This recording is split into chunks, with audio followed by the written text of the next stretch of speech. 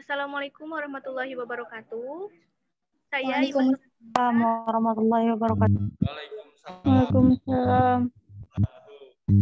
Saya Ima Sunasana dari kelas 12 IPA 1, kelompok 6, akan membacakan materi tentang hikmah pernikahan.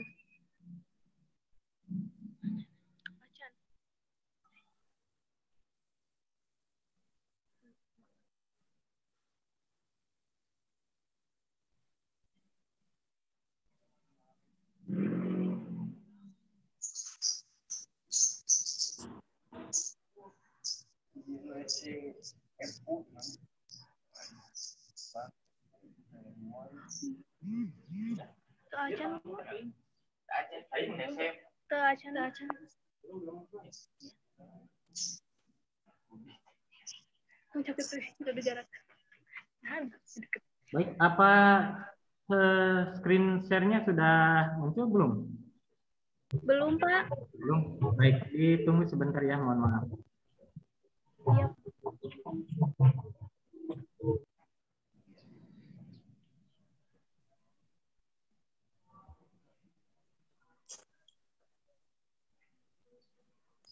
Egi, Ada? Sudah muncul belum? Belum, Pak. Tapi sudah di sini, Pak. Sudah. Oh, sudah, berarti mungkin agak jauh ya, belum sampai. Sudah ada di sana? Di sini belum, Pak. Baik, bentar. Ya Allah. Oh iya, masih start. Itu Hasan sujudnya.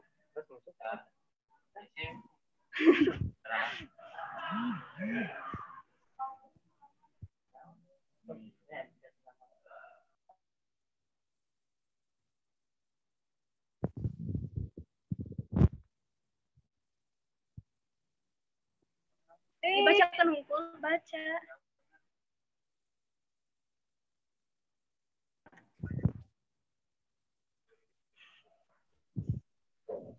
Baik, mungkin terkendala dengan koneksi ya untuk kelompoknya. Kalau di yang lain mungkin sudah muncul.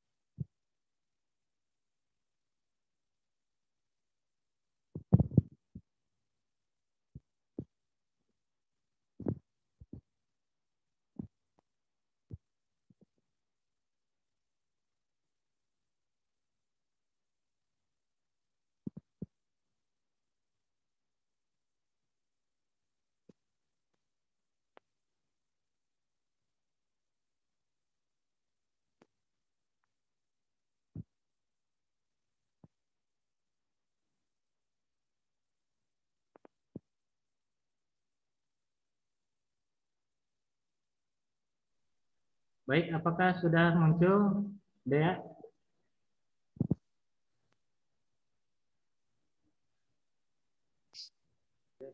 Halo.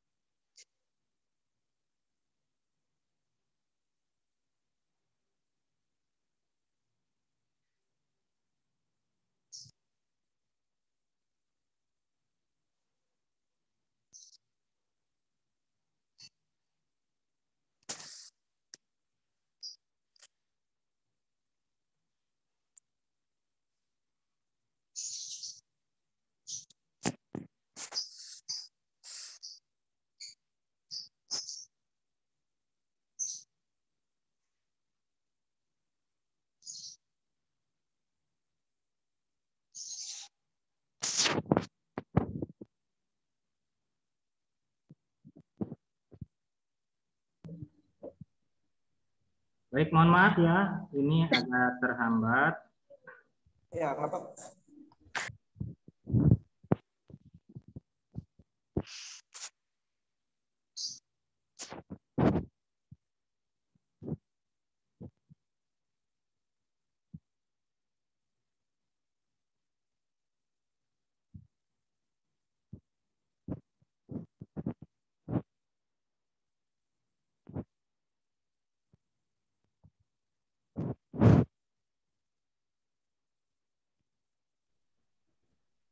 Baik, sembari mengingatkannya untuk pertemuan selanjutnya di hari Senin, mohon dipersiapkan saja untuk kelompok berikutnya. Dan untuk materi dan PowerPoint-nya tidak usah di print ya, jadi tidak ada yang di print. Anda cukup mengirimkan saja via WA, dijabrikan saja untuk makalah dan presentasi PowerPoint-nya. Karena nanti akan saya buatkan seperti jurnal nantinya ya. Ini mungkin nanti contohnya setelah pembelajaran berakhir akan saya share saja di grup WhatsApp.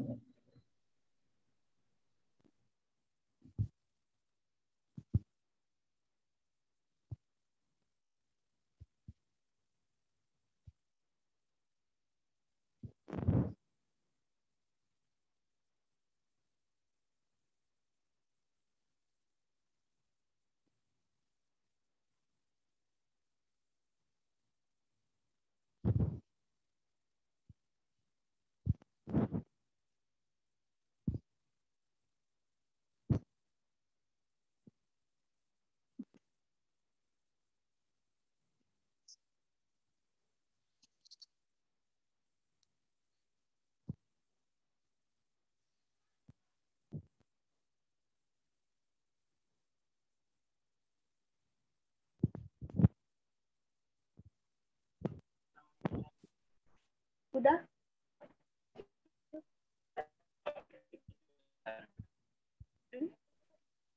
Ya. Baik, untuk kelompok 6 mungkin sudah bisa tampil ya di layarnya. Dipersilahkan untuk membuka saja pertemuan sekarang. Semangat.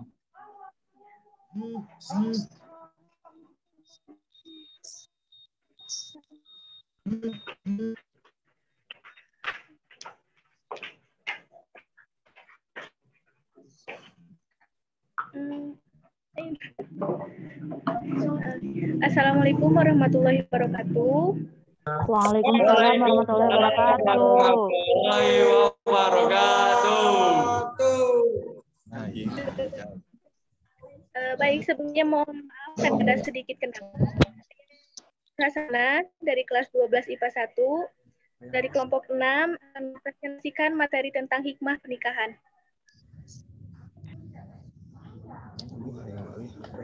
Slide-nya.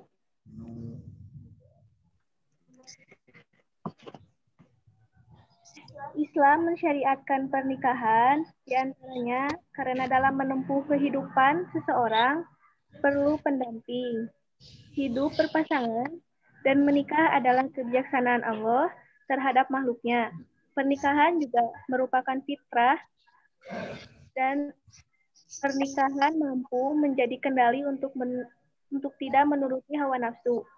Boleh jadi banyak orang yang tidak menghargai pernikahan atau mempermainkan pernikahan karena belum memahami hikmah di balik pernikahan. Padahal Islam mensyariatkan pernikahan karena pernikahan merupakan fitrah. Sebagaimana yang disebut atas, mengapa Islam mensyariatkan pernikahan. Selanjutnya akan dibacakan oleh rekan saya.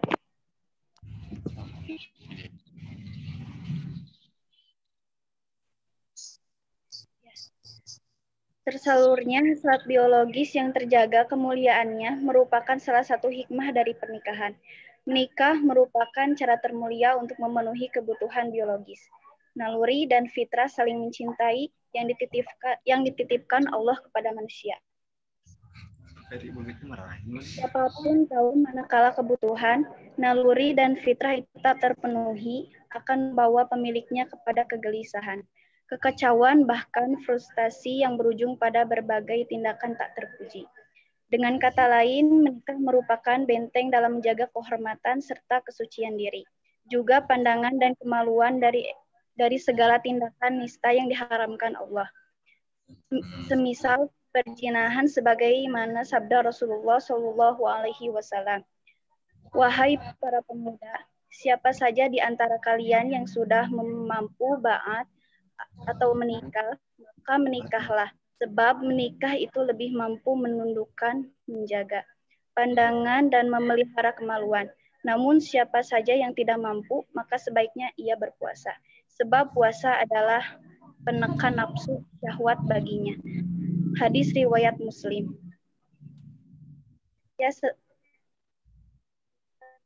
Selanjutnya akan oleh rekan saya. Hikmah menikah lainnya adalah mendapatkan keturunan yang sah dari hasil pernikahan. Dengan menikah antara suami dan istri akan terjalin kerjasama untuk bertanggung jawab dalam mendidik dan menjaga anak-anaknya agar menjadi generasi yang bertakwa dan beriman kepada Allah Subhanahu wa taala.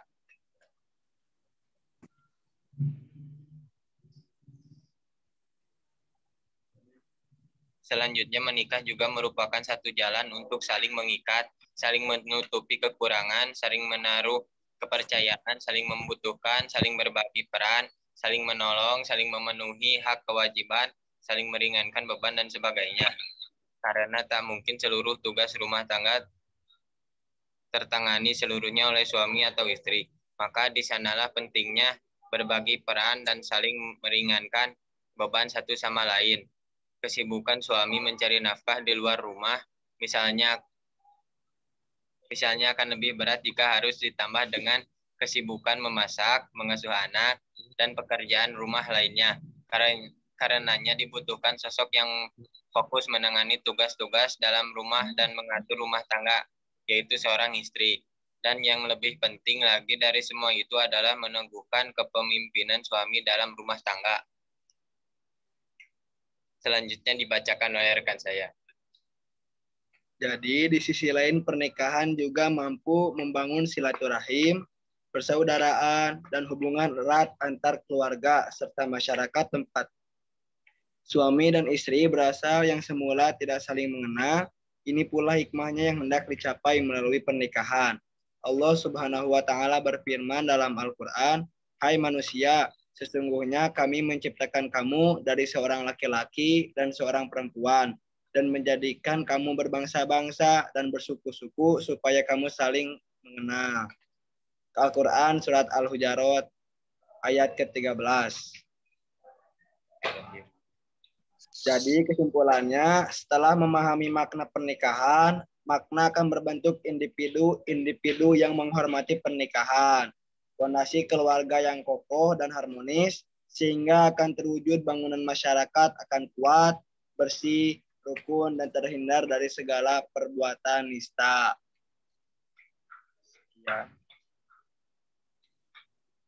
Sekian presentasi dari kelompok kami. Mohon maaf bila ada kekurangan dan kesalahan.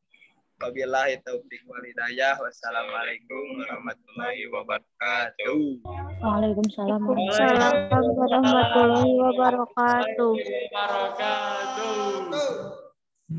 Kemana? Baik jual.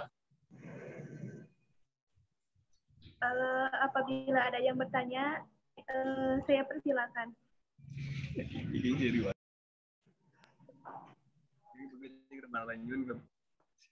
Silakan apabila ada yang ingin bertanya.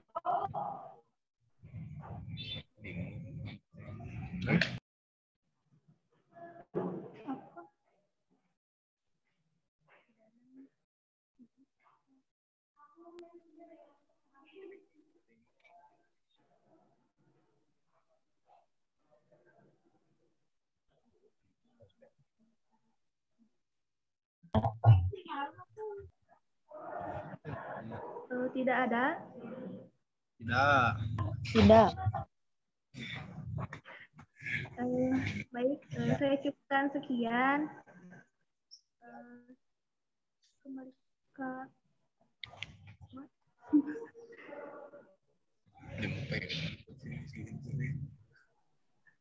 Baik, mohon izin ya untuk menambahkan ke kelompok 6. Tadi sudah dibahas mengenai tentang hikmah pernikahan ya, bahwasannya pernikahan ini adalah sesuatu hal yang sangat luar biasa. Dengan pernikahan maka segala pintu keberkahan itu akan terbuka. Manakala seorang itu baru pertama kali melakukan pernikahan, maka akan terasa bahwasannya segala sesuatu hal Allah bukakan untuk dia. Termasuk dalam hal ibadah, seorang yang belum menikah dengan yang sudah menikah itu jelas berbeda. Pahalanya juga berbeda. Kemudian nilainya itu juga berbeda. Karena pada dasarnya setiap individu yang sudah berkeluarga, seperti tadi dijelaskan, akan muncul satu tanggung jawab yang sangat besar. Melaksanakan tanggung jawab itu adalah sebuah kewajiban. Nah, ketika seorang itu melaksanakan ibadah dalam kondisi sedang melaksanakan kewajiban, maka nilainya akan sangat dilipat gandakan. Nah, disinilah hikmah dari pernikahan itu membuka pahala, membuka pintu rezeki, membuka kemudahan, dan lain sebagainya. Kenapa dikatakan membuka pintu ibadah? Karena ibadah ketika setelah rumah tangga itu akan dilipat gandakan. Artinya satu amaliyah yang menjadi ringan, tetapi berpahala yang sangat luar biasa. Kemudian sebagai pembuka pintu rezeki, dikarenakan setelah menikah itu nanti keberkahan hidupnya akan terangkat ya. Manakala seorang suami berkewajiban untuk menafkahi istrinya, logika berpikirnya begini, kalau seorang itu melaksanakan kewajiban, artinya sedang beribadah kepada Allah, sing kira-kira ku Allah dibantuan moal. Ya pasti dibantuan. Maka jangan khawatir, jangan sampai kita ini karena kemiskinan enggan untuk melaksanakan pernikahan. Yang menjadi tolak ukur bagi kita adalah bagaimana kita bisa membahagiakan pasangan hidup kita dengan maksimal, dalam artian bukan hanya lahiriah saja, melainkan yang paling utama adalah batiniah. Jadi itu hal pokok dalam rumah tangga. Ketika seorang berumah tangga, maka pintu rezekinya akan terbuka. Berikutnya adalah sebagai pembuka segala keberkahan, karena seorang yang melaksanakan kewajiban secara serius, secara bersungguh-sungguh, maka keberkahan atas hidupnya. Apalagi jika segala suatu hal itu diniati untuk ibadah, maka akan menjadi ibadah pula. Walaupun haliyah tersebut dikatakan haliyah duniawi. Dalam sebuah hadis dijelaskan bahwasannya ada ada sekelompok sahabat datang kepada Nabi untuk berdemo. Demonya itu mereka sisirikan. Zahaba ahlu dusur bil ujur, banyak sekali orang-orang kaya yang mereka itu bisa bersedekah dengan kelebihan hartanya. Kemudian mereka yusalluna kama nusolli, mereka itu sholat sebagaimana aku sholat, wa nasumuna kama wa nasumu kama wa yasumuna kama nasumu, dan mereka itu berpuasa seperti saya puasa, tetapi mereka itu melaksanakan sedekah. Nah, justru itu kami tidak bisa. Bagaimana ya Rasulullah? Gitu. Jadi demo itu karena sisirikan tidak bisa bersedekah.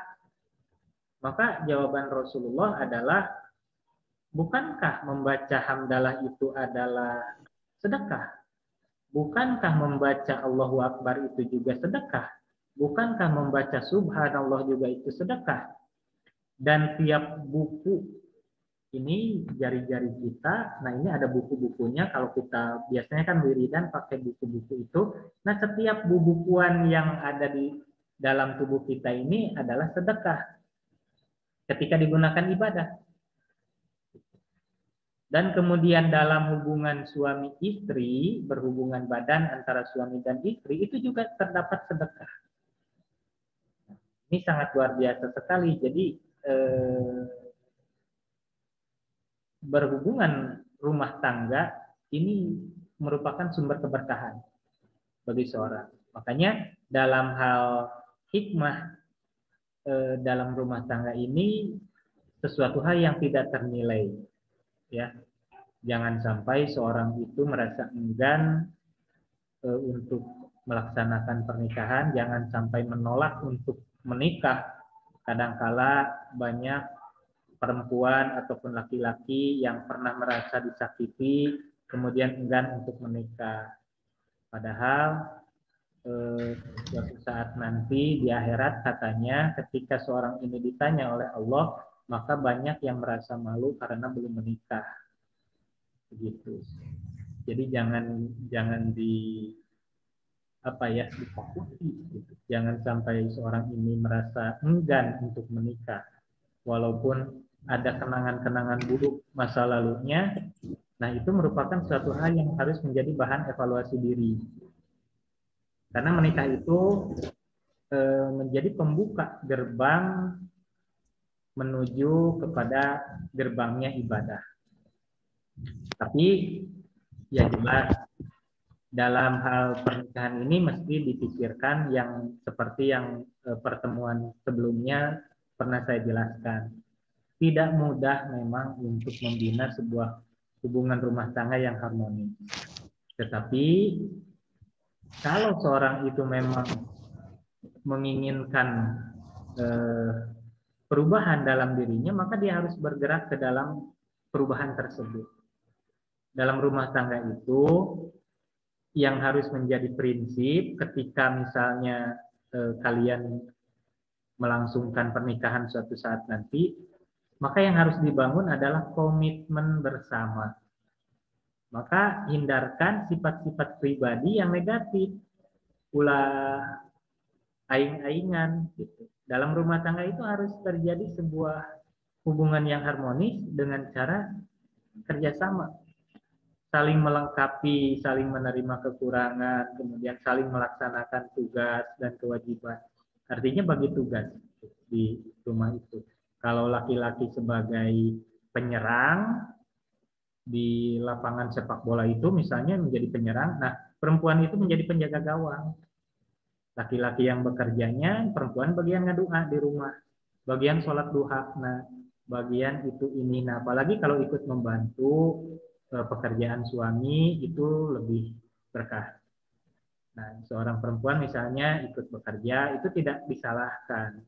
Justru untuk membangun sebuah rumah tangga ya diperlukan kerjasama yang sangat solid ya antara suami dan istri. Dan itulah manakala seorang, mohon maaf ya, ada banyak mungkin orang-orang tua kita yang kehilangan sosok suami baginya, dan pada akhirnya kehidupannya itu sangat-sangat tersiksa batinnya itu. Seorang perempuan ditinggalkan suaminya karena meninggal atau apapun, maka itu akan menyiksa dirinya.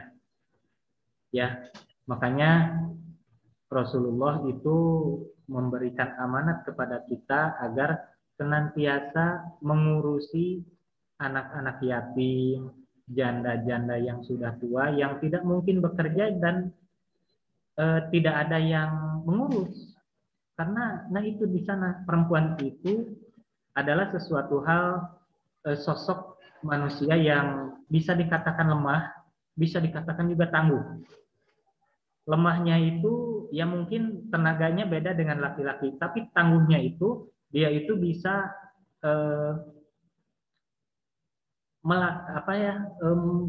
mengikuti alur kehidupan itu sangat luar biasa. Biasanya perempuan itu lebih tegar dalam kehidupan itu. Seorang ibu yang ditinggalkan suaminya bisa mengurusi 11 anak, bisa mengurusi 12 anak, tapi kadang suami susah itu. Kalau mengurusi anak satu saja udah nyerah kita itu. Mas kalau menanawan ya ke ibu, mas ya ke ibu, ya ke mama. Nah, seperti itu. Jadi hebatnya seorang perempuan seperti itu. Jiwanya itu tangguh. Ya, walaupun mungkin secara fisik berbeda dengan laki-laki. Namun di sanalah letak adanya hubungan suami istri itu untuk saling melengkapi satu sama lainnya. Kemudian seorang suami bisa menumpahkan perasaannya kepada seorang istri, begitu juga. Jadi permasalahan dalam hidup itu menjadi simpel jika diselesaikan secara berdua. Nah, satu kunci untuk menjaga agar tidak terjadi masalah dalam rumah tangga adalah selalu mengembalikan segala permasalahan itu ke titik nol. Ingat ya, jadi kalau ada masalah, ini harus komitmen nih dari awal. Dari awal kita sebelum berumah tangga ini harus komitmen bahwa jika ada masalah, saya ingin agar permasalahan itu dikembalikan ke titik nol. Makanya kalau istri kita sedang marah, sudah diam saja suami itu, jangan ikut-ikutan. Nanti setelah beres marahnya baru ngomong secara baik-baik. Begitu juga sebaliknya, kalau suami sedang marah-marah, istri ya sudah diam saja. Sediakan saja teh panas ya, tong dibanyurkeun. Sediakan saja teh panas, Pak bade digulaan moal reda gerasok. Begitu juga seorang istri ketika marah-marah, ya sudah kasih saja dia cermin. Kalau kamu marah, coba nih lihat cermin. Bagus enggak? Nanti kelihatan di sana itu. Ya, jadi cing pinter cara ngupahan. Gitu ya. Maka kalau ada permasalahan, kembalikan ke titik nol saja. Kalau suatu saat nanti kita, karena kan kita ini misalnya komitmen dengan pasangan hidup kita ini agar jangan sampai terjadi permasalahan ke depannya, maka komitmen kita adalah segala suatu hal kembalikan ke titik nol. Ada masalah sebesar apapun yang tidak bisa diselesaikan, sudah kita lupakan saja. Sesuailah urang mah balikan deui ke titik nol sebagaimana dulu kita memulai hidup. Gitu. Itu satu komitmen. Dan kalau ada masalah itu jangan sampai dipendam, jangan juga dilampiaskan. Karena pada dasarnya masalah itu harus punya penyelesaian. Masalah itu harus dibenturkan, ya. Harus ada pelampiasan. Seperti kita sekarang ini, kalau kita punya masalah, maka masalah itu harus dilampiaskan. Dan cara melampiaskannya itu kemana? Nah, ini harus pelampiasan yang benar. Bukan pada marah-marah, bukan pada yang lainnya. Tetapi penyelesaian masalah yang bisa, istilah Sunda itu, laukna beunang, caina herang. Caina herang, laukna beunang. Kalau kita ingin marah kepada seseorang, silakan marah. Tapi kalau marah-marah, kadang-kala justru yang datang itu nafsu amarah dan didorong oleh godaan setan sehingga marah itu jadi tak terukur. Itu hanya pelampiasan yang salah. Nah, ketika misalnya istri kita melakukan salah kepada kita, maka kita nasihati dengan cara yang baik. Tidak usah kita jadi pemarah ya, tidak baik jadi pemarah itu. Katanya cepat tua. Kemarin saya mau marah-marah di grup WA, Pak itu cepat tua. Saya bukan marah, saya itu sayang sama anak-anak. Makanya saya agak bahasanya suka agak pedas dan lain sebagainya. Itu sayang, kalau saya nggak sayang mungkin saya biarkan. Nah, cuma alibi saja ya, alasan-alasan saja pada saya ingin marah. Tapi pada dasarnya ya tidak sampai ke hati. Nah itu dalam rumah tangga juga seperti itu. Ulah menyimpan dendam, ulah menyimpan perasaan yang negatif dalam diri kita. Lepaskan saja itu semua. Caranya, ya mungkin masih ada yang hafal. Kalau kita punya masalah itu ya tarik nafaslah dalam-dalam. Keluarkan juga sekaligus gitu, tarik nafas dalam-dalam, keluarkan sekaligus, tersenyum, lalu katakan dalam hati, wah hidup itu indah. Kadang-kala itu jadi solusi ya, membuat hidup kita tenang. Jadi dalam rumah tangga perlu solidaritas antara istri dan suami, sehingga masalah-masalah apapun, baik itu masalah dari pribadi, dari luar, maupun dari lingkungan, itu bisa teratasi. Yang terpenting komitmen agar kalau ada masalah apapun kembali ke titik nol. Itu saja, harus komitmen. Karena sampai kapanpun, selama kamu masih mau dengan saya, kamu akan saya kejar terus. Itu ya. Tapi istri, begitu ya. Nah, ini hal yang penting ya, kalau kita ingin menemukan bagaimana hikmahnya kebersamaan dalam rumah tangga. Ya mungkin sekarang belum teralami oleh kalian ya. Tapi nanti suatu saat, kalau toh kita menuju ke jenjang pernikahan itu, maka akan terasa perbedaan hidup ya antara bujangan atau gadis dengan setelah menikah itu akan berbeda. Dan ingat ya, untuk perempuan itu sesuatu hal yang harus dijadikan sebagai akhir perjalanan hidup kemana. Misalnya dikatakan hati kamu itu harus berlabuh, nah maka harus pada orang yang tepat. Tepat ya menurut kamu punya persepsi sendiri siapa orang tersebut ya. Yang terpenting adalah ingat pernikahan itu adalah dunia akhirat. Tidak hanya sebatas karena cinta, karena harta ataupun tahta. Tetapi karena mendorong seorang ini untuk lebih baik dan terus lebih baik di masa yang akan datang, dan bukan hanya di dunia saja melainkan di akhirat. Jadi pilihlah orang yang tepat. Maka kebahagiaan itu merupakan sesuatu hal yang dibangun, sesuatu hal yang tidak muncul tiba-tiba, tetapi kebahagiaan itu adalah dibentuk dari karakter masing-masing. Jangan harap kita ingin hidup bahagia kalau kita menemukan orang yang salah. Getreng wae tiap hari. Dan itu pasti kita menyadari ya. Karena kalau kemarin saya sampaikan bahwasannya adat ataupun karakter seorang sebelum menikah itu akan kembali setelah menikah itu. Jadi kita juga bisa tahu siapa orang yang nanti bersama kita. Mungkin kata orang lain tidak cocok itu buat kamu, tapi menurut kita justru dia yang lebih cocok. Itu hak ya untuk kita memilih dengan siapa pasangan hidup kita. Jadi yang pertama harus dipikirkan itu tidak hanya dalam jangka waktu pendek, melainkan dalam jangka waktu yang sangat panjang. Termasuk suatu saat kita punya keturunan, nah berapa banyak pun anak yang kita punya, itu pasti rezeki ditanggung oleh Allah Subhanahu wa Ta'ala. Tetapi untuk pendidikannya itu adalah tanggung jawab kita. Nganafkahan mah gampang gitu, seolah-olah anak kita ini sudah dijamin rezekinya itu oleh Allah. Tetapi ngawarah, memberikan pendidikan, mendidik karakter, mendidik akhlak, mendidik moral, dan lain sebagainya, itu adalah tanggung jawab dari orang tua. Mampu enggak? Kadang-kala orang tua punya anak satu saja, itu bisa ngawarahna, maka yang terjadi adalah kehancuran. Anaknya itu menjadi permasalahan dalam hidup rumah tangga. Kenapa? Karena seorang bapak atau seorang ibunya tidak bisa mendidik anaknya ke jalan yang benar. Tidak bisa oleh sendiri, atukan banyak sekolah. Sekolahkanlah yang layak. Tugas orang tua itu memberikan makanan yang halal. Kalau urusan pendidikan tidak bisa, ya serahkan saja. Begitu mungkin ya. Jadi saya harap semua memahami tentang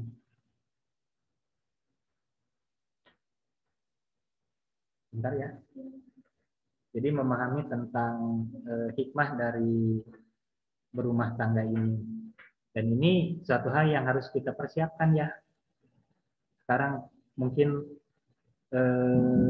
setelah menerima ijazah, banyak yang ingin melamar ke KUIN gitu, KUA. Mungkin saja di sini sudah ada yang memang setelah keluar sekolah sekarang ini langsung mau ke Palbe, ya itu silakan. Tapi ingat ya, usia minimal itu kalau perempuan 18 tahun, kalau laki-laki 20 tahun. Gitu ya. Jadi kalau misalkan kurang, wayana sabar heula. Perbanyak puasa. Dan untuk laki-laki, belajar mulai dari sekarang kumpul. Kalian harus punya tabungan dulu. Buat apa ya? Buat nanti masa depan kita. Karena pikirkan saja kalau kita harus misalkan menikah nanti, siapa yang menanggung beban biaya kita? Apakah orang tua kita mampu ataukah keluarga kita ada yang bisa membantu? Ya tidak jadi masalah kalau ada. Kalau tidak ada kan wah, kurang terboga keluarga kita ini ya sama-sama lah ripuh misalnya. Maka yang harus kita lakukan adalah persiapan untuk menjelang kehidupan rumah tangga. Mulai dari sekarang boga-boga katel, boga-boga piring, boga-boga gelas, atau jadi setelah menikah teh bisa dibawa itu semua. Dan itu yang saya lakukan sejak saya SMA. Maaf ya, karena saya tahu saya takutnya nanti suatu saat kalau misalnya harus menikah kemudian kita belum punya apa-apa, yang menanggung hidup saya nanti saya minta tolong ke siapa? Lihat orang tua ya maaf ya, cuma seorang petani misalnya, saudara-saudara saya itu ya perempuan semua, dia punya suami, tanggung juga kita kalau mau minta bantuan sama kakak kita, gitu karena pasti ditanggung oleh suami-suaminya. Nah, maka yang harus saya lakukan adalah belajar untuk menopang kehidupan kita sendiri. Beli katel dulu itu. Katel kan cuman ya ada yang 25.000, beli gelas satu losin itu 30.000. Dihitung-hitung kalau di biaya per bulan itu enteng gitu ya. Tapi kalau nanti suatu saat sudah menikah, kemudian kita membutuhkan perabot-perabot tersebut, butuh katel. Apakah yang dibeli itu hanya katel? Tidak kan, dengan kompornya. Katel misalnya harganya 25.000, kemudian kompornya itu 400 atau 500.000, kemudian harus apakah kompor jengkatnya dengan perabot-perabot yang lain, berapa banyak uang yang harus dikeluarkan. Tapi kalau mulai dari sekarang kita ini berpikirnya ya suatu saat pasti itu mungkin akan terjadi ya, sehingga persiapan-persiapan seperti itu harus dimulai dari sekarang. Persiapan itu terutama memahami dulu apa yang menjadi targetan utama dalam kehidupan berumah tangga. Maka kalau kita semua sudah tahu bahwa kehidupan rumah tangga itu ternyata tidak selalu damai, tidak selalu kita ini enak, ada permasalahan-permasalahan, Nah, itu yang harus kita persiapkan. Artinya mencari solusi yang terbaik suatu saat di masa yang akan depan dan mengurangi hambatan-hambatan yang mungkin terjadi di masa depan.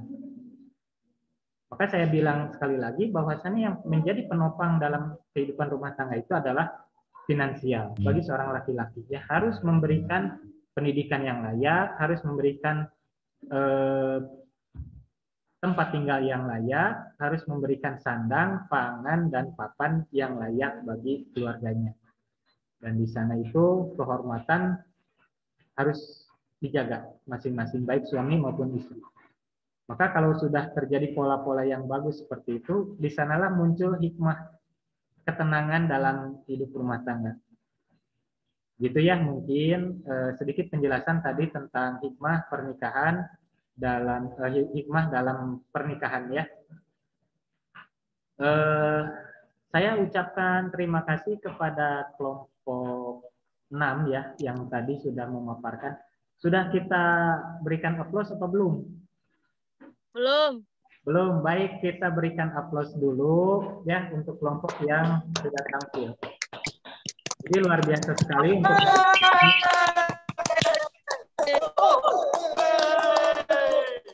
ya. Bukan saking baik. Mungkin masih ada yang ingin ditambahkan atau ditanyakan. Kita masih ada waktu 1 menit. Mungkin masih ada yang ingin ditanyakan. Silahkan. Macan. Tidak ada?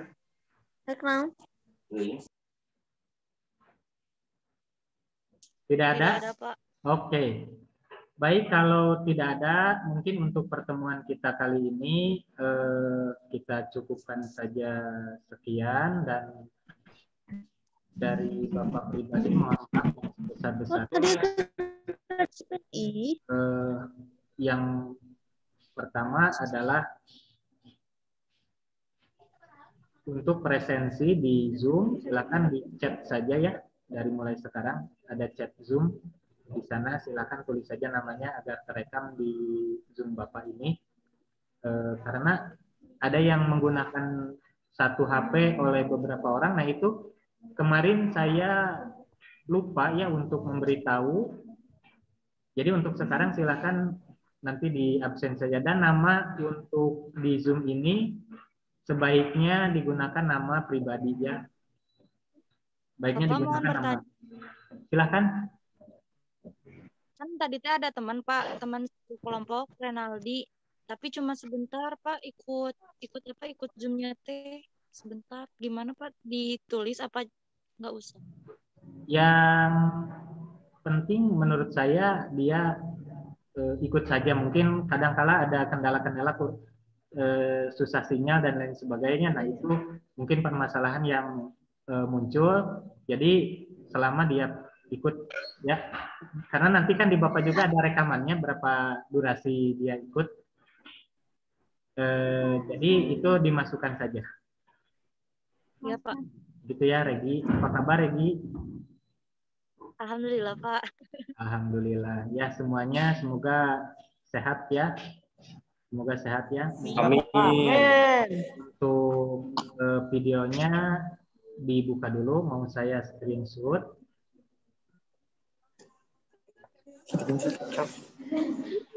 Screenshot Pak. Siapa? Jadi untuk laki-laki silahkan kasetna dulu ya, dan perempuan gelis dulu. Bentar. Bapak di masker gak apa-apa ya Pak? Gak apa-apa. Yang penting mulutnya kelihatan. Can ibak Pak. Baik. Bayana Pak, udah, Pak. ibaknya engke deui mah harus ibak heula meresan biar tidak Atas Pak. tekan tadi.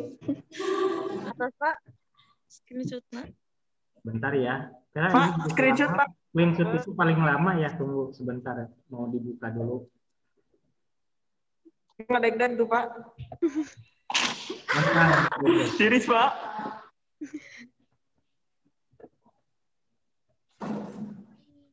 Bentar ya, sedikit lagi.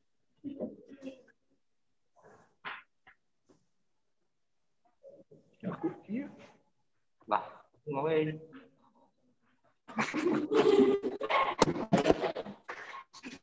Baik, terima kasih untuk yang sudah bergabung. Luar biasa sekali hari ini. Harapan kita semoga kita senantiasa diberikan kelancaran, kesehatan, dan kemudahan dalam aktivitas kita. Mungkin itu saja yang bisa saya sampaikan.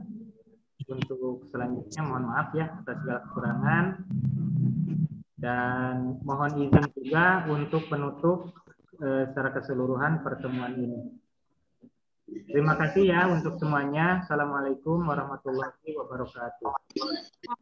Waalaikumsalam warahmatullahi wabarakatuh.